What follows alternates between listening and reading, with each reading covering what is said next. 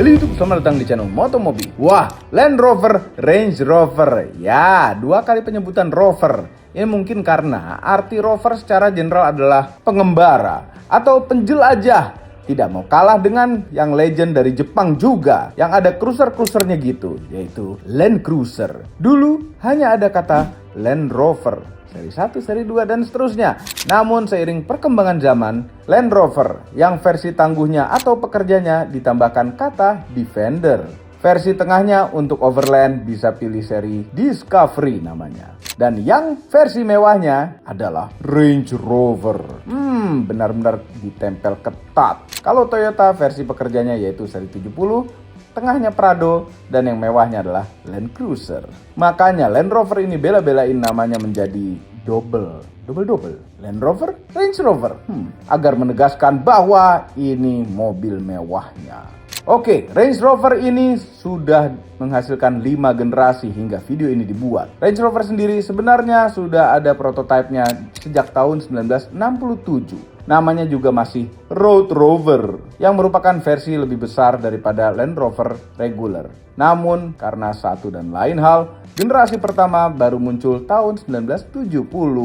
Bentuknya memang SUV klasik yang mengotak dan dibuat versi 3 pintu dan 5 pintu. Kemudian generasi keduanya lahir cukup lama setelahnya, yaitu di tahun 1994. Bentuknya benar-benar berbeda, mulai kelihatan merupakan SUV yang mewah dengan fitur-fitur yang modern di zamannya. Lanjut generasi ketiga, muncul tahun 2001. Range Rover di masa ini bentuknya semakin jauh dengan model pekerjanya, yaitu Defender. Yes, desain SUV ini sudah mulai kelihatan aristokratnya, dan uniknya di generasi ini ada keterlibatan BMW juga. Karena pada masa ini Rover Group dibeli oleh BMW. Makanya ada juga Range Rover yang bermesin BMW. Kemudian generasi keempat Range Rover yang muncul tahun 2012 dengan kode bodi L405. Wah, generasi ini Range Rover banyak sekali membuat versi dan kasta-kastanya. Range Rover Sport, Velar, autobiografi, atau kalau ingin yang murah, pilih yang Evoque. Dan yang terakhir generasi kelima dengan kode bodi L460. Wah, ini desainnya jauh lebih mewah daripada Land Cruiser atau Lexus LX. Auranya memancarkan seberapa tebal dompet yang duduk di row kedua mobil ini. Pilihan mesinnya secara global ada 3 yang utama. Bensin dengan mild hybrid, diesel, namun yang paling baru yang kami review ini adalah versi F. Jadi tidak sabar, pengen langsung review. Ini dia generasi kelima Range Rover. Udah lumayan lama keluar di Indonesia dan kami kalau nggak salah pernah bikin first impression reviewnya mobil ini. Belum pernah kami pinjem dan coba langsung. Akhirnya sekarang kami pinjem dan coba langsung. Nonton video ini sampai habis. Lihat ini rasanya seperti apa. Range Rover autobiografi yang terbaru. Ini mobil harganya pas kami ambil kemarin, ini harganya berapa ya sekarang? 8 miliar. Kurang lebih ya, 8 miliar. Dan ini belum yang SV. Yang SV itu 10-an miliar. Ya, kadang-kadang kalau kita pikir-pikir daripada beli ini mendingan beli kos-kosan. Tuh dapat berapa kamar, berapa pintu tuh. Lumayan. Tapi anyway, pemilik Range Rover itu adalah orang yang sudah tidak memikirkan apa itu depresiasi. Mobil ini terdepresiasi, tapi diri kita juga terdepresiasi. Kita mau menikmati depresiasinya. Tuh, pemilik Range Rover. Ya, dulu kami kalau nge-review Lexus LX gitu. Lexus LX itu buat orang-orang yang belum mampu beli Range Rover. Yes, ini the ultimate mobil SUV orang kaya. Dan bukan 99%, 100% pembeli mobil ini yakin tidak pernah dipakai off-road. Walaupun kemampuan off-roadnya juga luar biasa. Mohon maaf pada video ini kami juga tidak pakai off-road karena orang-orang tidak ada yang pakai off-road pemilik mobil ini. Nah, generasi kelima ini dibanding dengan generasi sebelumnya bentuknya itu kayak nggak berubah ya kan, tapi mobil yang benar-benar berbeda. Ini seperti G-Class waktu pertama kali keluar yang terbaru itu kayak nggak berubah, tapi sebenarnya mobil yang benar-benar berbeda dengan mempertahankan karakter-karakter kuat generasi sebelumnya. Ini moncongnya kayak hampir sama, ini kayak hampir sama, belakangnya juga kayak hampir sama. Tapi benar-benar mobil yang berbeda. Dan ternyata, nah karena ini yang long wheelbase juga, ini mobil besar sekali. Kita ukur panjangnya. 5.552 mm, hampir sepanjang Gladiator. Gladiator itu hampir 5,5 meter. Wheelbase-nya 3197 mm. Besar sekali ya kan. Nah, untuk jalanin mobil sebesar dan seberat ini butuh mesin sebesar apa? Wah. Bukan mesin yang besar-besar amat. Ini hanya mesin 3000 cc 6 silinder. Inline, ya kan inline ya. Inline 6 Ingenium. Tapi plug-in hybrid. Jadi ada bantuan motor listrik yang sangat besar sekali. Plug-in hybrid juga bisa jalan full motor listrik sampai jauh. Ini total tenaganya menghasilkan tenaga 460 PS dengan torsi maksimal 660 Nm. Kuat sekali untuk jalanin mobil sebesar ini. 0 ke 100 km/jam klaimnya 6 detik. Nanti kita tes ya. Nah, karena plug-in hybrid, dia pakai baterai yang besar sekali juga. Ini sebelah kiri untuk ngecharge, sebelah kanan buat bensinnya. Untuk ngecharge, dia bisa DC charging plug-in hybridnya. Kami coba AC chargernya pakai wall charger kami yang bisa sampai 11 kW. Dia bisa masuk 7 kW. Baterainya kapasitasnya 38an kWh. Range-nya itu plus minus 100 km. Kalau kami nyobain pasti di bawah 100 km karena di kemacetan kota Jakarta, karena klaimnya di atas 100 km full baterai only. Jadi kalau misalnya kita mau irit-irit, kita bisa charge setiap hari atau 2 hari sekali tanpa pakai bensin sama sekali. In fact, kita minjem mobil ini, tidak kami isi bensin sama sekali dan kami charge di wall charger kami. Ini mobil suspensinya luar biasa. Dia ada 3 level ketinggian air suspension, bisa naik tinggi, bisa kelihatan ceper kayak mobil ceper, dan bisa menyelam sampai 900 mm airnya. Jadi kalau misalnya Jakarta banjir-banjir, pakailah Range Rover. Suspensinya nyamannya luar biasa, ada setting kekerasannya juga. All wheel drive ya tentunya. Ini lupa tadi menyalurkan tenaganya ke 4 roda. Velgnya dapat 22 inch. Lebar ban 285, tebal 45, besar sekali. Nah, surprisingly, ban setipis ini di 22 inch nyaman pada suspensi mobil ini. Super luar biasa nyamannya. Tuh, autobiografi. Di atas ada panoramic roof besar.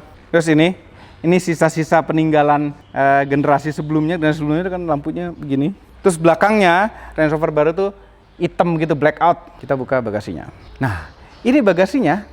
Kalau kita lagi mundur kan ada parking sensornya, ada kameranya. Kalau kita udah mulai mendekat ke tembok, dia akan bilang bagasi nggak bisa dibuka, ada tandanya. Keren sekali.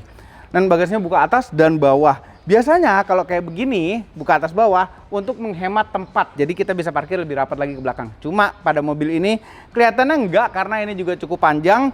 Bawah ini fungsinya apa? Ini kalau kita buka elektrik juga ya kan.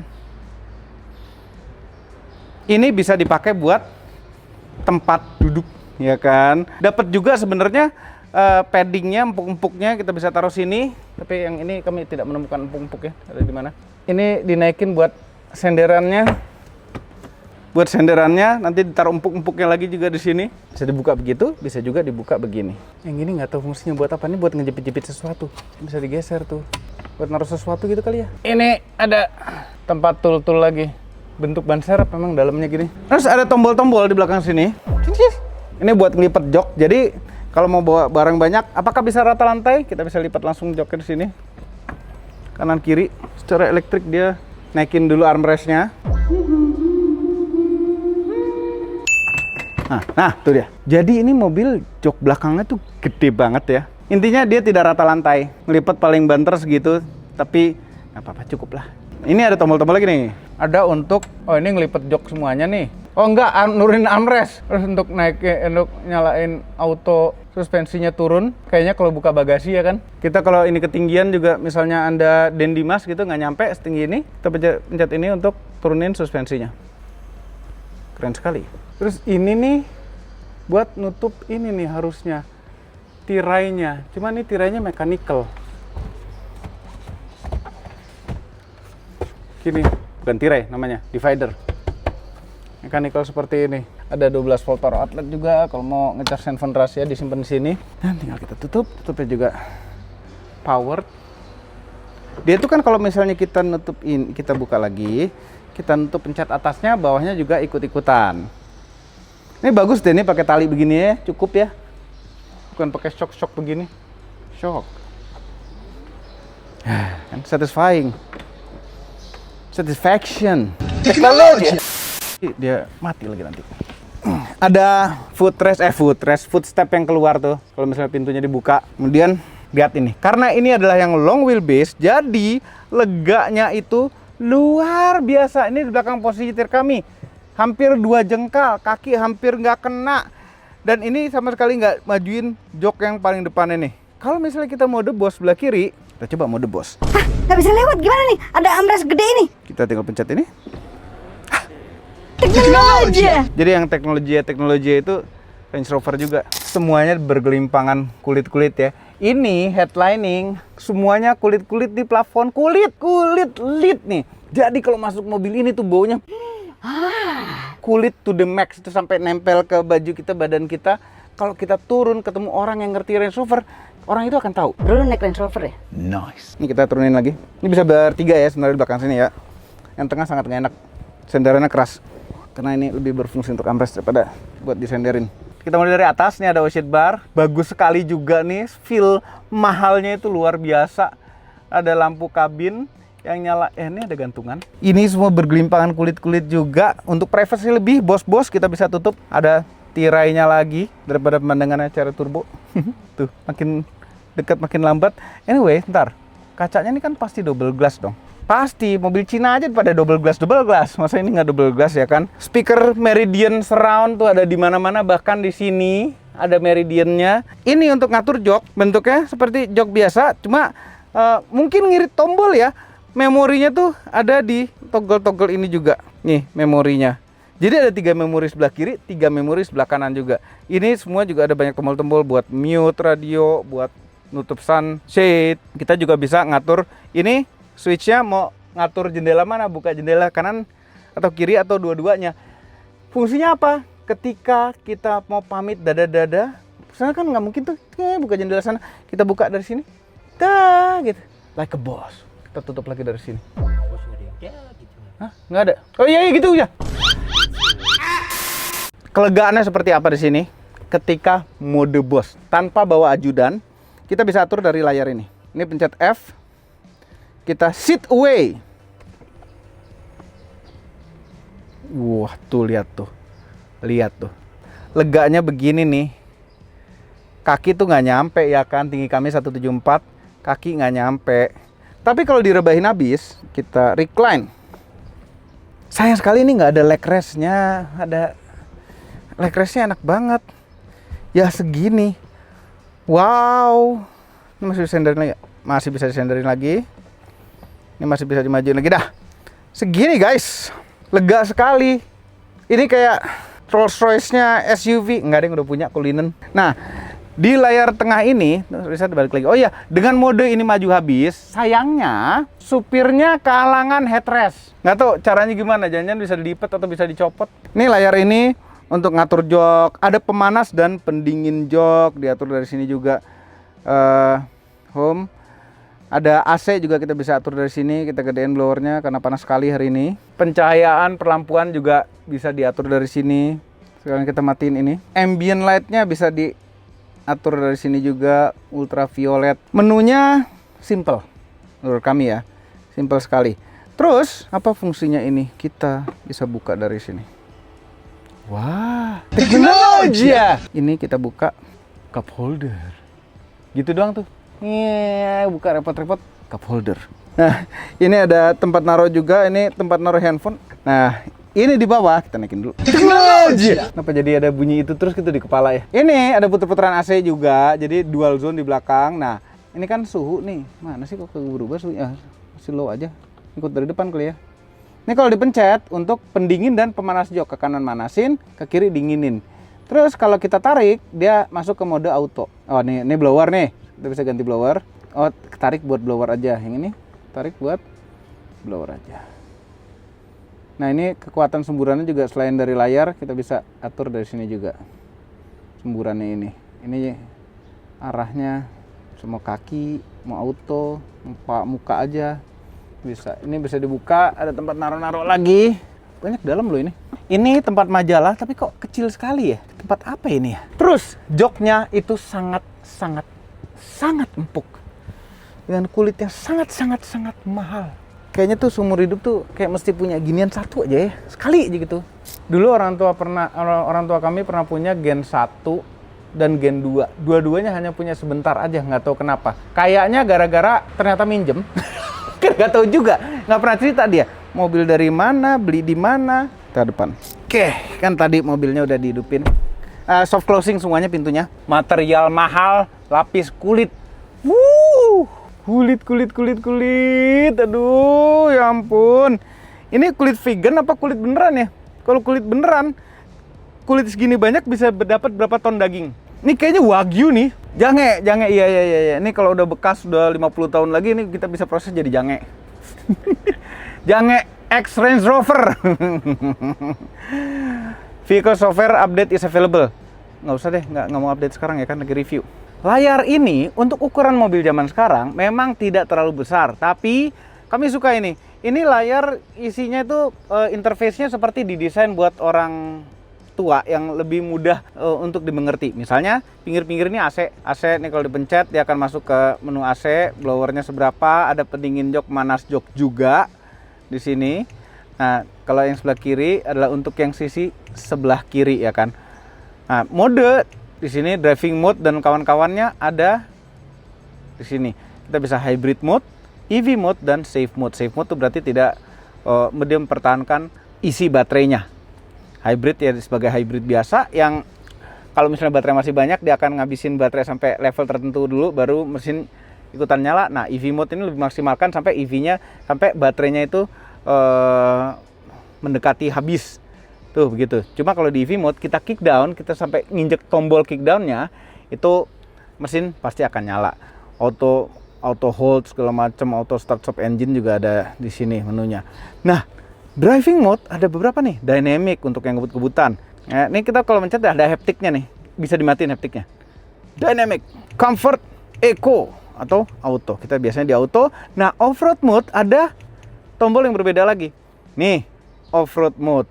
Ada yang comfort, ada yang buat gravel, snow, mud ruts, sand, rock crawling, width dan configurable. Kita bisa konfigurasi sendiri, ada 4 memori, konfigurasinya apa saja yang bisa dikonfigurasi, diferensial, lock, mau di lock apa enggak tengahnya. Ini di vlognya cuma ada di vlog tengah ya, depan belakang tuh nggak ada.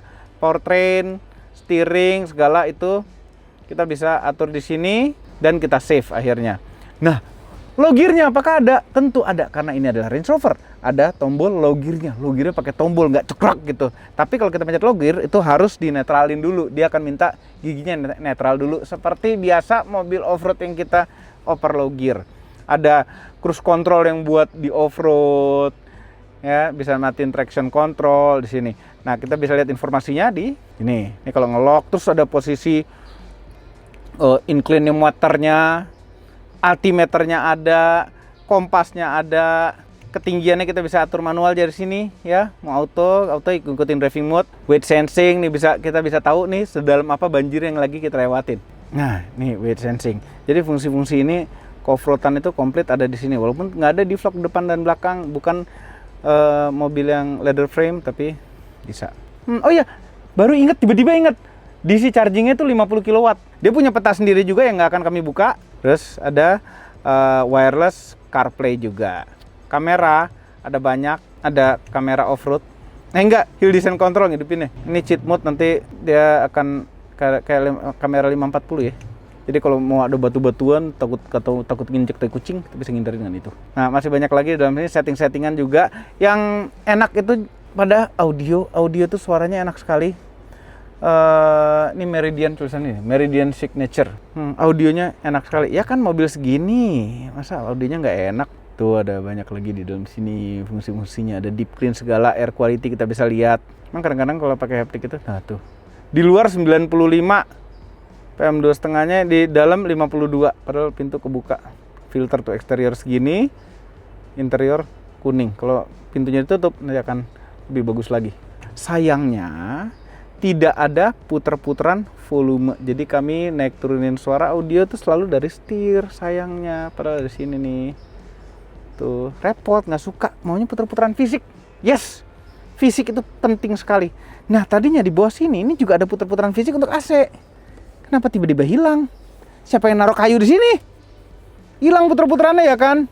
Sudah buka jangan-jangan? Nggak bisa. Hilang puter-puterannya. Bisa hilang begitu. Nah, shifter sederhana gini aja, P dipencet, mundur majuin, mundur, ada S mode. Start stop engine button dimuliakan di tengah. Setir lingkaran, ini keren. Kulit luar sama kulit sisi dalam setir itu beda warna, keren. Ini aristokrat sekali itu rasanya. Jempol kanan untuk urusan cruise control, bisa adaptive cruise control.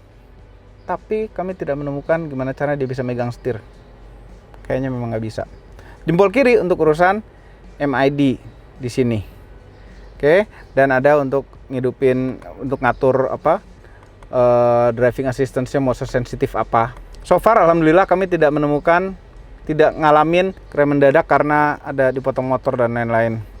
Ini ada pedal shift kalau pas mesinnya hidup, atau kalau misalnya lagi EV mode kita pedal shiftin mesinnya hidup. Combination switch sebelah kiri untuk perlampuan, ada auto headlamp tentunya. Terus ini dipencet tombol ini kayak board komputernya BMW zaman dulu nih, cuma ngubah ini aja tuh, trip A, trip B, kayak hematannya berapa. Ini hemat sekali karena kita plug-in hybrid ya kan. Nah ini untuk urusan wiper. Kemudian kalau kita pindah ke sini, ini nggak usah buka ya. Ini jendela biasa. Ini untuk ngatur jok. Memori seat juga sama seperti di belakang. Ini buat ngidupin kalau misalnya kayak keluar mobil, mobilnya akan turun sendiri. Child lock, ngatur spion, fisik ya ngatur spionnya. Karena sebenarnya gini, mobil-mobil China itu banyak yang berkiblat sama keluarga Land Rover, ya. Orang induk yang dikiblati aja ininya fisik, kenapa ada mobil Cina yang pakai layar ini ya, ala-ala Tesla begitu. Di atas ada tombol-tombol apa nih untuk buka blindnya, dan ini untuk buka sunroofnya, kita bisa buka habis. Tada, kenapa nggak dari tadi gini dibuka ya? Jadi terang kan interiornya kan, ya kan, syuting lebih bagus ya. Dari tadi udah mentok segini nih. Kepraktisan, apakah praktis mobil ini? Kantong pintu tentu lega sekali. Terus ini kita bisa buka. Ada wireless charging, tapi kami berapa kali ngalamin handphone ketinggalan di sini karena lupa ada handphone. Ada colokan USB-C, dan ini bisa naruh-naruh lagi, lega. Ini kalau dibuka lagi di bawah ada, ini bisa jadi cup holder dengan kopi yang gede. Kemudian ini kita lihat ini dalam sekali ya. Kemudian lacinya, ini lacinya ada beberapa nih. Laci bawah lega, laci atas lega juga sebenarnya untuk ukuran laci atas. Kulit kayak takut kotor gitu loh kena tangan kita. Nah, bagaimana dengan posisi nyetirnya? Apakah posisi nyetirnya enak? Tentu saja enak ya kan. Setirnya berasa lebih gede daripada biasanya karena mobilnya gede memang. Joknya bisa diatur banyak hal. Bisa serendah apakah jok ini nih? Segini paling rendah. Setelan paling rendahnya kita tetap masih bisa ngelihat kap mesin. Kami udah memori 1. Lebih senang setinggi ini. Ya. Jadi rasa commanding sekali. Range Rover sekali rasanya. Setir bisa kita atur elektrik ya kan. Luar biasa. Spion tengah auto day night. Dia pakai sistem layar. Layar bukan layar. Layar bukan layar. Layar kamera. Sekarang saatnya kita jalan. Wah, naik Range Rover ini begitu naik, duduknya, joknya udah nyamannya minta ampun. Terus ini kayak ada mubazir ya. Ada armrest, padahal ini konsol box di tengah ini udah cukup untuk jadi armrest, tapi ditambahin lagi armrest. Ini sejak generasi berapa ya? Ada ketiga apa? Keempat gitu. Ketiga deh kalau nggak salah, armrest double dengan konsol box ini. Suara dari luar itu benar-benar terisolasi kita di dalam sini. Nggak ada suara motor-motor itu, kecuali benar-benar motor brong banget baru bisa kedengeran. Ini kedap sekali. Ya kan, kadang-kadang kita naik mobil Cina yang kacanya udah double, tapi masih kedengeran suara dari luar gitu. Kalau ini kacanya double ya benar-benar, karena selain kaca banyak lagi komponen lainnya yang membuat suara bisa masuk ke dalam. Tapi ini luar biasa. Road noise juga rendah sekali. Ini apa mobil kok bisa begini? Dan posisi nyetir kita kan tadi kami tinggi, kap mesinnya kelihatan wah besar, rata. Visibility-nya bagus, kacanya tuh gede-gede, tinggi. Ini ada kaca segitiga lagi tambahan di sini. ngelihat ke belakang juga masih lumayan lega. Mau parkir ada kamera 360, dan kita parkir pun ngerasa mobil ini lebih kecil karena kita berasa mobilnya kecil, pendek wheelbase-nya, karena ini all wheel steering. Jadi ban belakang juga ikut belok untuk bisa lebih gesit di parkiran pada saat kita muter balik gitu-gitu. Muter baliknya gampang naik mobil ini, tidak ada masalah sama sekali ya kan. Terus kenyamanannya, ini kenyamanan yang luar biasa. Ya kami pikir tadinya LX 700h gitu udah nyaman sekali untuk ukuran SUV ya. Ini lebih lagi. Jadi secara gelombang halus ini bisa teredam dengan baik. Ya, gelombang halusnya teredam dengan baik. Gelombang besarnya juga teredam dengan baik. Namun memang karena ini adalah mobil tinggi dan mobil berat sekaligus, kalau kita ambil sikat miring gitu, posisi tidur, ada goyang joget-joget gini sedikit, ya itu nggak ada masalah. Sedikit sekali karena untuk ukuran mobil yang sebesar ini ya kan. Dan ini orang-orang itu ngasih jalan kita pakai mobil ini. Mungkin disangka pejabat, disangka orang penting. Kita parkir dimanapun, satpam itu menghormati lebih. Nggak tahu kenapa. Bukan nggak tahu kenapa sih, udah tahu kenapa. Range Rover nyetir ini juga nggak berasa seperti supir, nggak berasa seperti driver. Padahal lazimnya mobil ini itu disetirin driver, bosnya itu duduk belakang dengan long wheelbase, mobil long wheelbase begini, kakinya lega, dan ya nggak sama sekali nggak berasa seperti supir. Nyetir ini berasa seperti bos-bos aja. Ini harusnya kami punya mobil seperti ini. Sayang sekali harganya. Ya Allah, mudah-mudahan mampu suatu hari nanti ya. Rasa setir nyaman, rasa setir mewah, puter-puterannya, muternya tuh tenaganya pas, entengnya pas, remnya juga nyaman. Ini plug-in hybrid biasanya remnya tuh nggak nyaman. Terus kalau kita lepas gas ada regen yang aneh-aneh, tapi ini enggak. Ini benar-benar dibuat plug-in hybridnya tuh rasanya natural sekali. Ketika ngelepas gas nggak ada regen-regenan dari gas, itu nggak ada. Seperti internal combustion biasa aja ya mobil ini rasanya. Tapi apakah hemat ketika baterainya udah habis? Sayangnya kami hanya nyoba beberapa hari karena banyak kesibukan, sehingga kami nggak tahu itu angkanya berapa kehematannya. Kami lupa bilang tadi, kami tidak suka tombol-tombol yang di setir ini. Jadi ini tombolnya tombol seperti touch sensitif, tapi mesti ditekan, dipencet. Ini kalau kita pencet tengahnya ini, dia berubah fungsi jadi joystick untuk ngatur MID. Tapi kadang-kadang memang suka nggak kepencet, karena sebenarnya di setir itu paling bagus bukan tombol seperti ini. Paling bagus tuh tombol fisik biasa aja. Jarang kok yang rusak akhirnya gitu. Ini layar MID instrumen cluster kita bisa ubah juga. Display layoutnya kita ubah menjadi map, karena dia punya navigasi sendiri juga. Full map gede. Google Maps loh.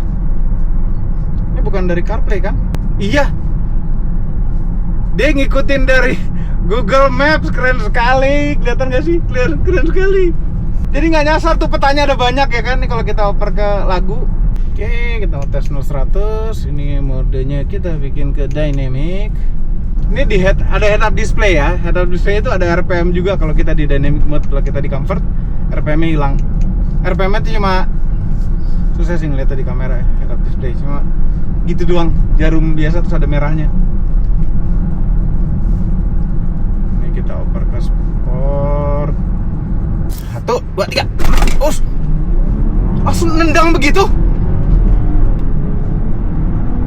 Ini nggak ditahan rem sama sekali loh. Tadi 0-100 nya gagal ya, tapi cepet sekali. Bisa nggak dihitung dari video tuh? Pasti nggak jauh dari 6 detik. Range Rover dari dulu pengen, dan dulu istri selalu bilang kamu tuh cocoknya pakai Range Rover. Cuma kan nggak mungkin beli, karena emang dari dulu mahal. Yang namanya Range Rover ini dikenal mahal bukan hanya di Indonesia, di mana-mana, di negara manapun ini adalah mobil yang dianggap mahal, dianggap aristokrat. Dulu nggak kebeli sama sekali, sekarang apalagi. Tapi mudah-mudahan sih kerja keras terus sampai kita mampu beli Range Rover. Nyetirnya luar biasa enak, disupirin pakai supirnya enak, suspensinya enak. Yang enak ya dua hal, adalah ngerawatnya, tapi ada bengkel resminya ya, Andrindo Mobil, dan depresiasinya. Depresiasinya lumayan sebenarnya tajam, tapi harga barunya kan naik terus ya. Itu biasanya bikin depresiasi yang nggak terlalu tajam, berkurang lah ketajamannya. Yang harusnya minjem mobil ini tuh ketika panjang-panjang pas lebaran itu, buat mobil mudik. Ini cocok sekali. Memang sayangnya Range Rover long wheelbase ini walaupun panjang tidak 7 seater. Jadi benar-benar untuk row kedua menikmati. Oh iya, di antara bagasi sama jok paling belakang tuh ada seperti jok lagi, dilapisin kulit lagi, padahal bukan jok. Atau fungsinya buat apa ya? Apa mungkin karena joknya gede banget ya, masih ada begituan. Dan biasanya yang enak-enak begini, nggak lama kemudian ada mobil Cina yang enak, yang mendekati rasa enaknya. Overall, mengenai Land Rover Range Rover yang paling baru, merupakan SUV yang di kelasannya yang menurut kami, Anda tidak akan menemukan fitur-fitur quirky ala British di mobil kelasannya. Nyetirnya enak sekali, ada rasa orang kaya yang pol. Nyamannya juga luar biasa, another level. Benar-benar ini adalah mobil another level dengan harga yang another level juga. Jauh sekali harganya dengan Land Cruiser dan kawan-kawannya. Dengan G-Class pun, jauh sekali. Ini mewah dan enak. Ya, G-Class sekarang karakternya berbeda memang. Tampangnya ini paling bold ketika Anda dijemput di lobi hotel atau kantor. Ya, seakan Anda kasta di atas semua dari mobil-mobil yang ada. Harganya ada di layar ini. Sampai nggak berani nyebut kami. Serem sekali. Itu saja videonya. Kami tidak dibayar oleh siapapun dan apapun yang terlihat pada video ini. Jangan lupa tekan tombol jempol ke atas dan subscribe channel Motomobi, Mobi, dan Mas Mobi. Apabila belum berikut dengan tombol loncengnya, share video ini ke seluruh dunia melalui sosial media Anda. Dan jangan lupa follow sosial media kami semua, termasuk Instagram. Cek motomobinews.id untuk berita-berita otomotif terbaru. Terima kasih telah menonton.